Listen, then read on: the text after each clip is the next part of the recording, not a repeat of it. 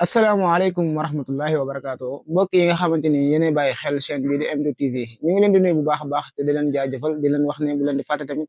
di abonné en même temps tamit ñeen di like li nga xamante ni moo di vidéo bi comme niñ ko defee woon daaw rek moo taxaat ren ñu ne nañ def benn vidéo fàttali leen li nga xamante ni maanaam moo di waxtaanu koor bi daaw nag ñu ngi ci àndoon ak Serigne Ahmad Demba ren incha allah ñu fas yéene ci àndaat ak moom ci ni mu waree ci ni mu gën a baaxee maanaam ngeen xam bu baax a baax li nga xamante ni moo leen war ci seen wàllum diine ak li nga xamante ni maanaam moom ngeen war a xam te xamagu leen ko ak jaamu yàlla suñu borom yi nga xamante ni war ngeen ko cee mën a def bu ko defee yàlla suñu borom bindal leen ci ay tiyaaba yu takk ba nga xamante ni maanaam di ngeen ci am ay tiyaaba yu baree bari ren incha allahu rabbi koor gi ñu leen ciy yox li nga xamante ni moo di dig daje ànd ceeg Cheikh Ahmad Demba comme niñ ko daan defee rek incha allah ñu leen di fàttaliwaat bu baax rek bu leen fàtte tamit like vidéo bi comme ça tamit ngeen abonné ndax vidéo buñ dugal rek ñu mën ci jot ñu gën a gaawee kon mbokk yi ñu ngi leen di jaajëfal bu baax a baax jërë ngeen jëf